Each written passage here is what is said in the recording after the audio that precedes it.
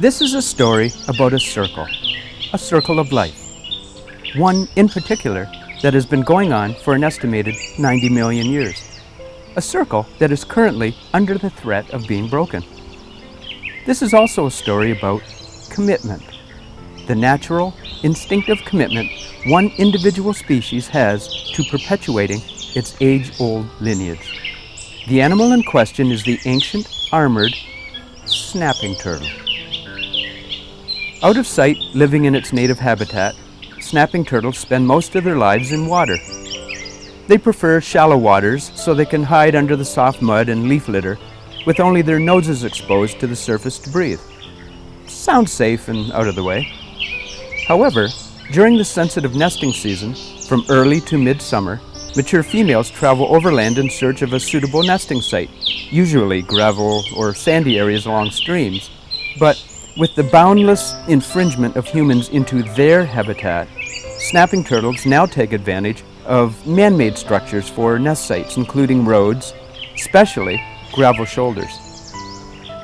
The snapping turtle's range is contracting, forcing it out into the open, into what we now call our habitat.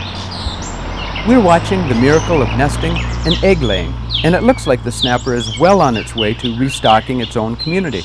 But sadly, nothing can be further from the truth. The snapper is on the path to extinction. One of the snapping turtle's quirks is it relies almost exclusively on its older members as long-term breeders, and it takes 15 to 20 years for a snapping turtle to reach maturity. As a result, adult mortality greatly affects the species' survival. Snappers rely on their long-term memory to return to the same nesting site year after year. This is risky for adult females when they roam the roads and are too slow to get out of the way of moving vehicles.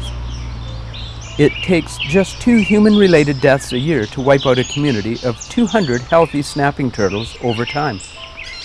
This, combined with the fact foxes, raccoons, and skunks raid nests, and even cold temperature prevents hatching, means the survival probability from egg to maturity is 0.07%. That means for every 10,000 eggs laid, only 7 babies survive to adulthood. That's very low odds. It's the reason the snapping turtle is classified a special concern species under the Ontario, Canada's Endangered Species Act, and assessed nationally as a special concern species by the Federal Committee on the Status of Endangered Wildlife in Canada. So, how are species classified at risk?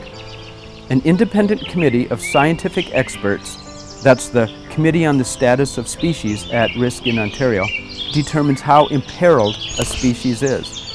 The snapping turtle is considered special concern. That means sensitive to human activities or natural events which may cause it to become endangered or threatened. Now here's something astonishing. At the same time, the snapping turtle is on the Canadian and provincial endangered species lists, they're also on a hunting list. It's legal to hunt them in Ontario. Yes, you heard that right. Endangered and legal to hunt. So, what can you do to help the snapping turtle? There's a few things. Get in touch with organizations like Friends of the Snapping Turtle, Frost, the Kawartha Turtle Trauma Center, or even the Environmental Commissioner of Ontario. Every year, turtles all over the province cross busy roads to get to their ancestral nesting sites using gravel shoulders of roads. So, watch for turtles on the roads, especially between May and October. Petition your local government or township to erect turtle crossing signs in these areas. As with all wildlife, don't disturb nests, young or adults. Be respectful and observe from a distance. The snapping turtle depends on wetland habitat. You can help by protecting any wetlands and surrounding natural vegetation on your property. For additional information, visit the Species at Risk website at ontario.ca/species-at-risk. You can also contact your Ministry of Natural Resources district office to see what you can do. So, what is the big deal about saving snapping turtles? If it disappears from the wetlands, how will that affect the planet? Snappers are like little plows that move through the wetlands slowly. They walk along the bottom and push mud aside to create little channels that small animals like frogs, small reptiles, fish, and even muskrats will use to go about their daily business. They are also little garbage disposals, as they eat dead animals and fish that can spoil that area. They also fill a role as a weed eater, eating plants around their ecosystem. Snapping turtles clean up the environment in that respect because they're omnivores. All the pieces of the world are connected. So, let's be committed to all those pieces. It just makes sense.